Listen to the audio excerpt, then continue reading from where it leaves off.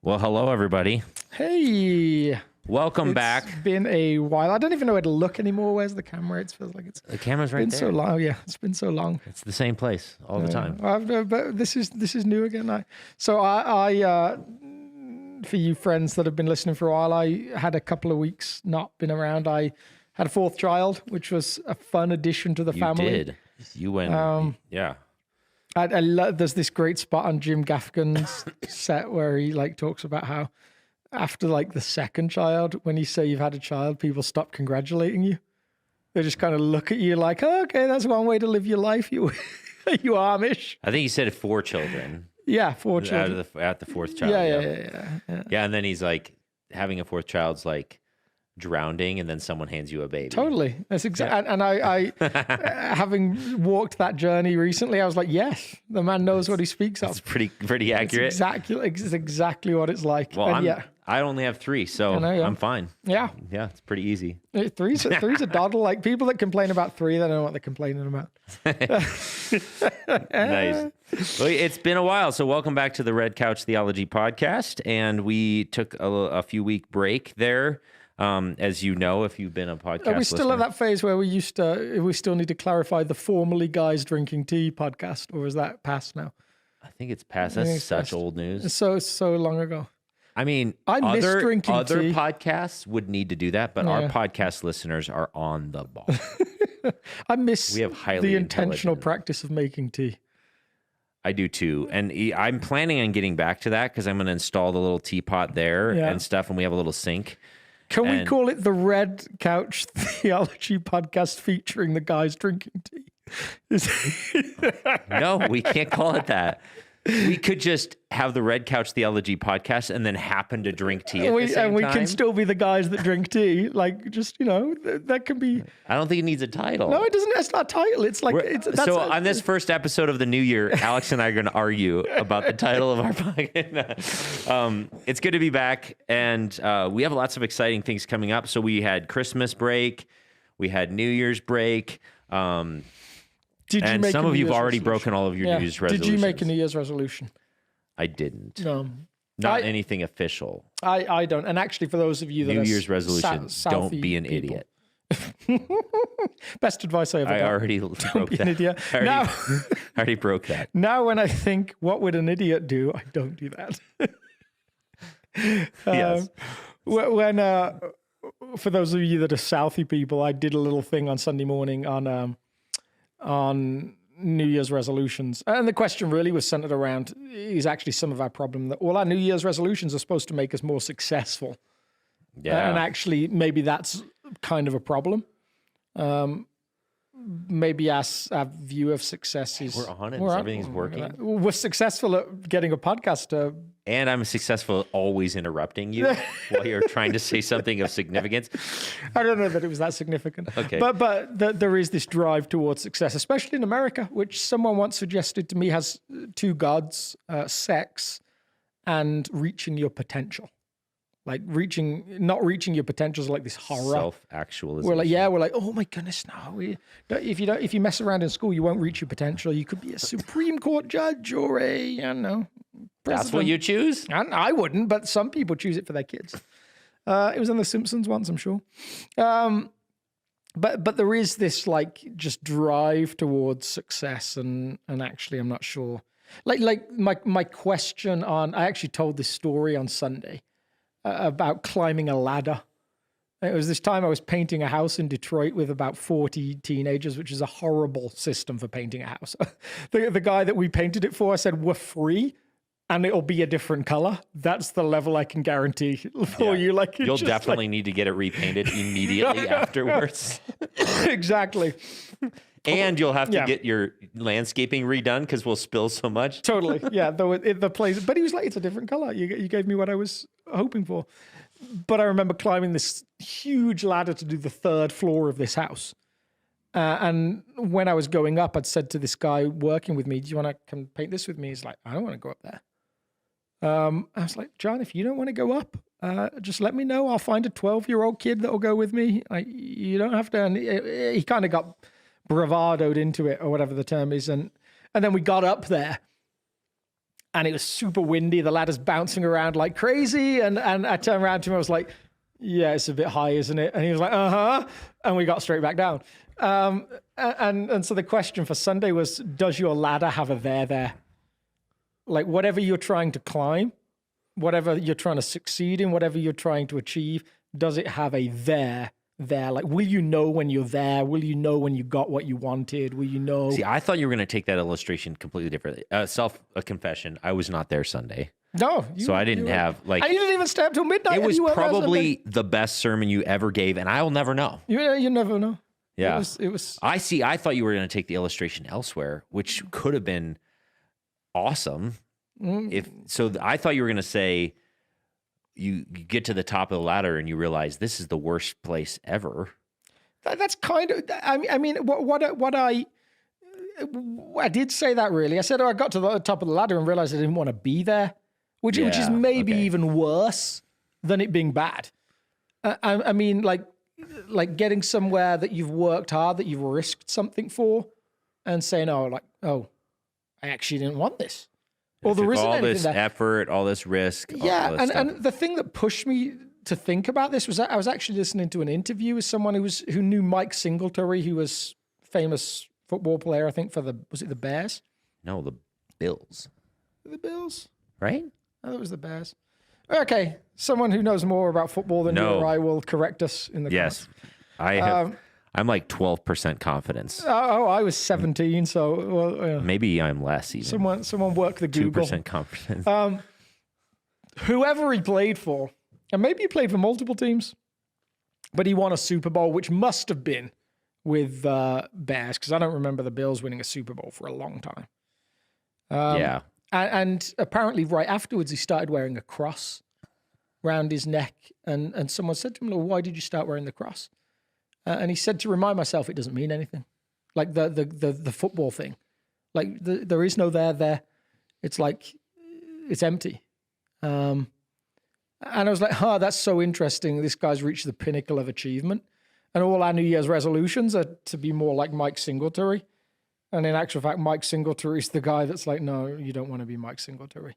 At least not just for the achievement. Yeah. So I think I'm intrigued by that with New Year's resolutions. And I always stay up till midnight, even though my family don't. And I always stand outside at midnight and just have just a moment of what feels like spiritual connection to me. It's just a moment of me and God and some confession of there's some ways the last year has some... And...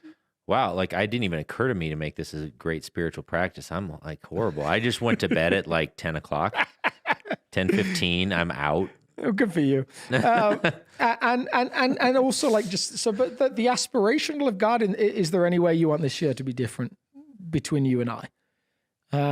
Because now seems like a good time to express that. So I didn't do anything profound. You got your hair cut, which is a profound elephant shift. in the room. Yeah. For those watching on video. I just felt like if I didn't that. cut my hair, I was starting to threaten Alex's hair, like the reputation of Alex's hair. Like people were starting to say, wow, your hair is so... No, I'm just joking. No, people before, they were starting to say, the long-haired pastor? And they were like, Alex, no, Aaron. Oh. They said that to you? No, they didn't. I just made that up. What am I? Scenario that never Chopped happened. liver? No, I just couldn't stand anymore. So there you go. And I didn't even do anything with it today. I just literally climbed out of the shower and walked out the door. So it's just a little quiff or whatever it's called. Yeah, it's just there. Look at that. So it's very trendy. So that to extent is my New Year's resolution regularly, and some of that is to stop trying so hard, at least on some stuff that doesn't matter. Because there is a bunch of stuff like that just. Stanley Hauerhaus, I think it is, has a quote that says something like, Jesus is Lord, everything else is BS. That's it. Wow. And I think, there's definitely some truth to that. So maybe the challenge is, we're actually this episode's going to be a little bit different than some. Yeah. Because we're not going to talk much more about this last Sunday. Because you weren't there? because I wasn't there, and I don't. Therefore, it doesn't matter. Like if I wasn't there, there's no record of it as well. That's what I kind of like. There's no record it ever happened. You can't go and watch the video. Last Sunday never existed. You can't watch the video. Can't see anything. It's just like it's not. I think therefore I am. It's if it's not on YouTube, it didn't exist. Yeah. If a sermon didn't land on YouTube, did it ever happen? Riddle me this. Philosophy. But maybe the challenge from all of that is maybe second guess some of the resolutions that you're inclined to make related to success, and redefine them around the kingdom. Redefine them around things that are deeply important versus like look awesome, make more money, American dream. Yeah, and it would be intriguing to think through like what some of the real things that we might need to shift might push us to do. Like you could go into this year saying like I want to lose more weight, and in actual fact, the thing that you might need is more community. And actually, if you built community, then you actually might do some stuff that actually led you to do the thing you thought you needed to do. Yeah. Like our sense of what is the next thing for us is, I think, sometimes a little off.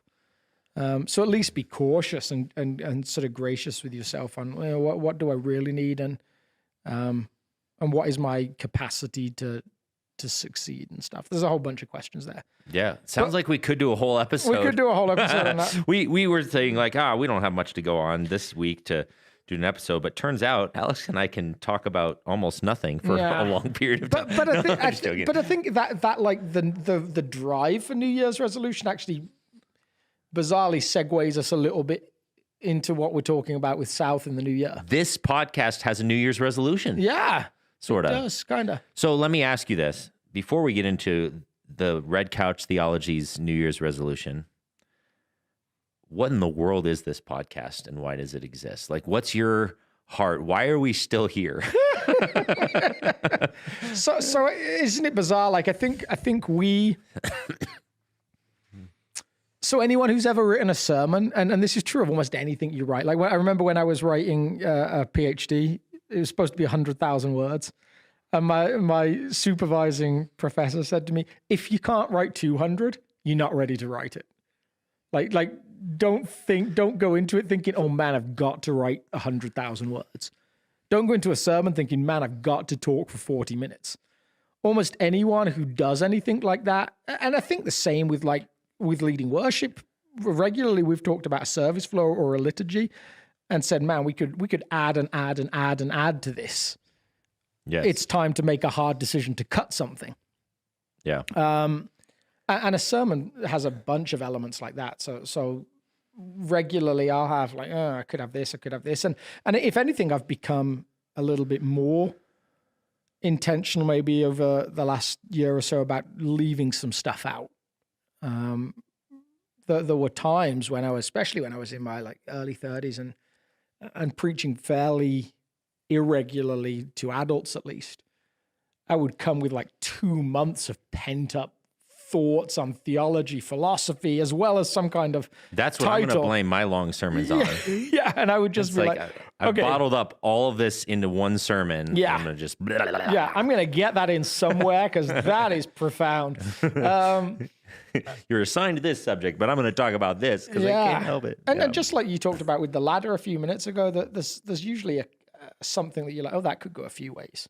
Mm-hmm. Like, oh, that's interesting. Or I'd love some time to remunerate on that. Because the scriptures, the biblical writers' work, there's always room for more questions. And even on this show, I think we've probably talked about that little story with the rabbis where the rabbi who's got the 3 students and he says to them, here's a passage, go away and come back with your questions. And the first student comes back and says, I have 5 questions, like apologetically. And the second one's like, oh, I only have 3. And the last one's like, I only have 2 questions. And the rabbi says, how dare you insult the word of God? I have 96 questions. It's the whole thing is designed to make us ask questions. And so I think there's always other stuff to talk about, other avenues to explore. So that's what we started doing this for. Yeah. What hit the cutting floor, what might be interesting. And then I think we kept going because bizarrely a bunch of people liked it. which Yeah, I mean, I was think a it's surprise allowed to us us. to. So I have this theory, and maybe I'm wrong, but I think I sort of try to. Sometimes I'm more successful than other times. Ask you the questions that maybe someone else would have asked if they were like given the opportunity. Or wait a minute, can you explain that a different way? Or we should give people the opportunity to ask questions somehow. oh, maybe that's a segue into our New Year's resolution. But yeah, I like that. Yeah. So it's allows us to like slow down at spots that that a listener to your messages is curious about, or ask a hard question that you just don't have time to fully cover inside of a message to a broader audience. So I think that's why we sort of have continued this thing. I think it helps cover for the fact that on any like stringent test level, I'm a horrible preacher.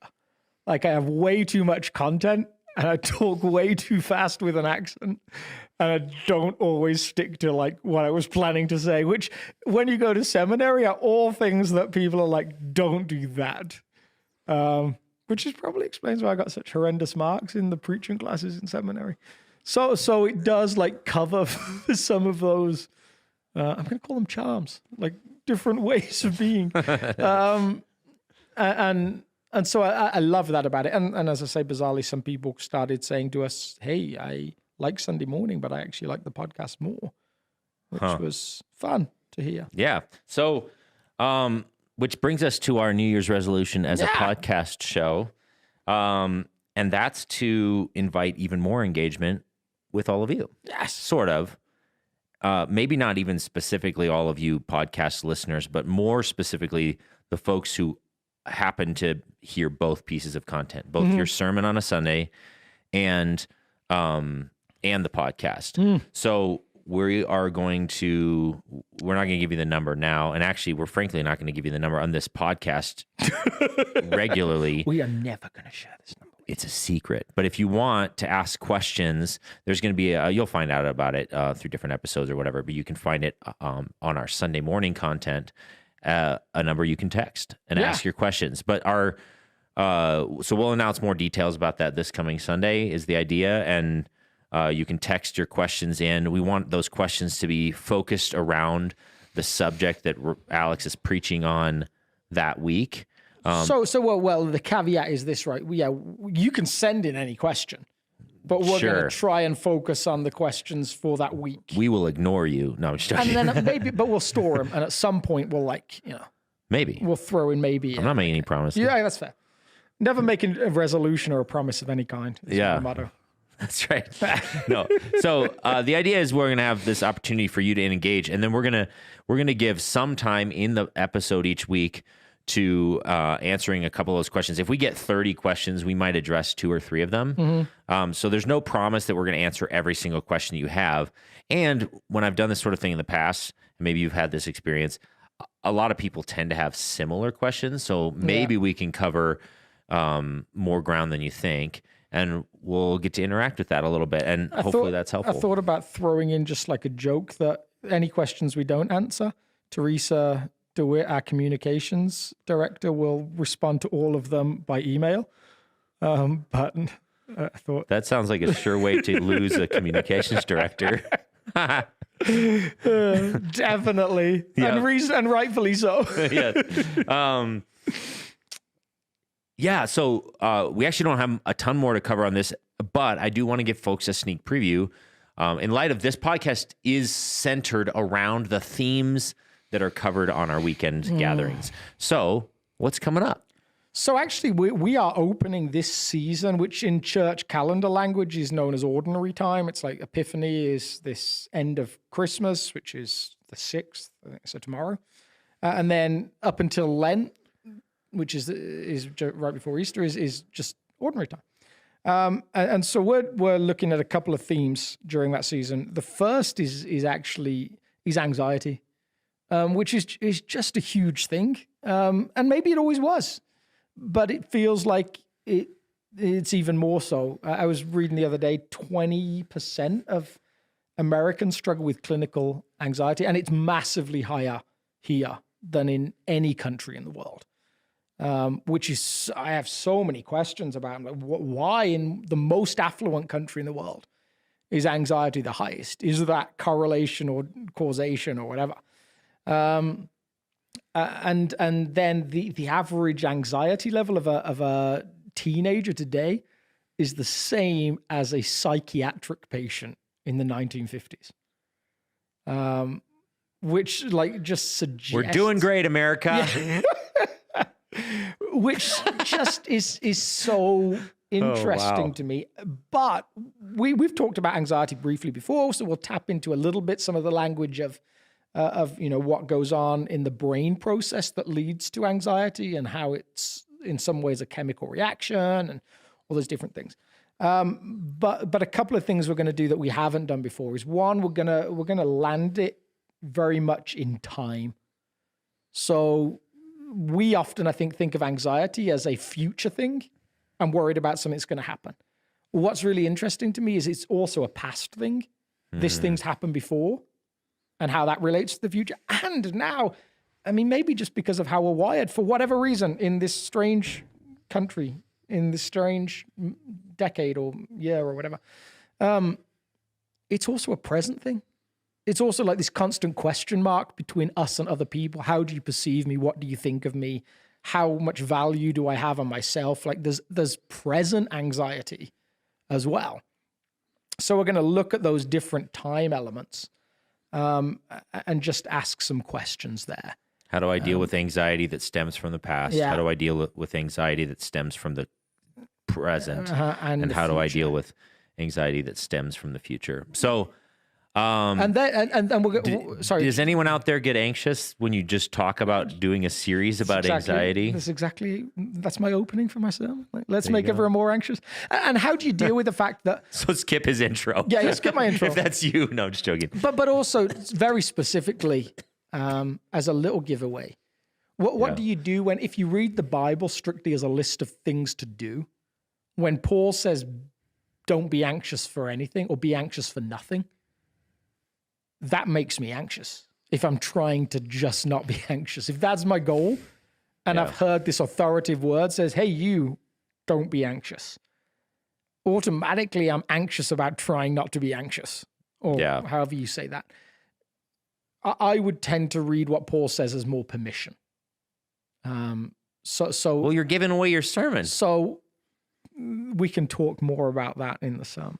But I think that there's some stuff. He was about there to say something so profound, and then now you're gonna have to. I think there's just some interesting stuff to wrestle with there. Like we have these internal monologues that we play, and our ability to imagine into the future is intriguing. Like how we manage to just create disaster scenario after disaster scenario. I'm not going to graduate college, therefore I'm not going to be able to get a job. Therefore, when I have kids, they're not going to be able to afford to have braces, and therefore their teeth will be crooked. Therefore, no one will love them, and they'll end up in this lonely mess of we can build and build and build and build and build scenario after scenario, and almost none of them are compatible with each other. But we do it anyway. Yeah. So we'll wrestle with some of that. We'll wrestle with a little bit, like, what did Jesus and Paul mean by anxiety? Because there's a whole bunch of our anxiety that I think would be very foreign to certainly Paul and Jesus in his human self. Like you can't imagine the disciples having a big stress around how their boat compared to the fishing boat over the other side of the lake. Yeah. So there's all these different elements, and those different voices that we almost hear. I think my big concern pastorally is sometimes, like especially with that inner critic voice, we actually hear in that the voice of God. And God is not a critic. That's not how he operates. Like a critic just is there to say something's good or bad. And that's not how God works with us. So the series after that, we're going to spend 3 weeks just talking through how you learn to listen for the voice of God.